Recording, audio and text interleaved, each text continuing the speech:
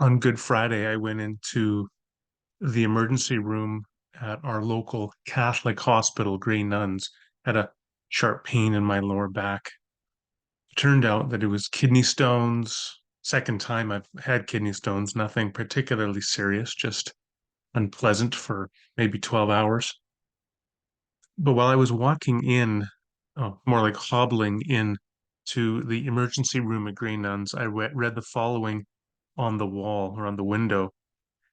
I'm not telling you it's going to be easy. I'm telling you it's going to be worth it. That's a pretty extraordinary statement to make at the entrance of an emergency room, indiscriminately offering this promise to every single person who gets rolled in or who walks in to that or gets carried in to that emergency room. I'm not telling you it's going to be easy. I'm telling you it's going to be worth it. The person who comes in with a sharp pain that turns out to be terminal cancer that will take their life 4 weeks later, the person that comes in with a gunshot wound to the face that ends up taking their life 3 hours later. How can you promise to every one of them, to every person that will go to that emergency room, I'm telling you, I'm not telling you it's going to be easy. I am telling you it's going to be worth it. How can you offer that promise? That's a question I've been thinking about. I mean, the two different ways I think you could honor that promise. The first way is to honor it in a general sense, simply in virtue of God's providential governance of all events and all affairs. God has morally sufficient reasons to allow every bit of evil and suffering that occurs within creation. So, for whatever evil that does occur, there is some morally sufficient reason why God allowed it to occur.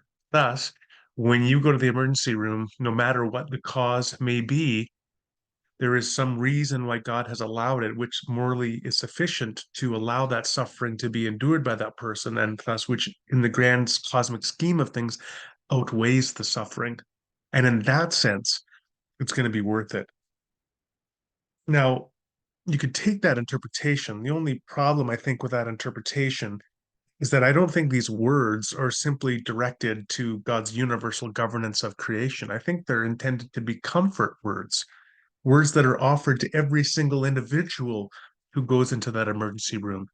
Not just that it's going to be worth it for God's governance over all creation that you're suffering right now with what will be recognized later as a terminal cancer diagnosis or as a gunshot wound to the face, but rather it's going to be worth it for you. What you are enduring in your cancer, what you are enduring in your gunshot wound, that will be worth it for you. How could you possibly honor that second interpretation, which I think is the more plausible interpretation of this statement? How can you honor it? How can you honor those as comfort words, which are also theologically responsible, that they if they offer this promise to everybody?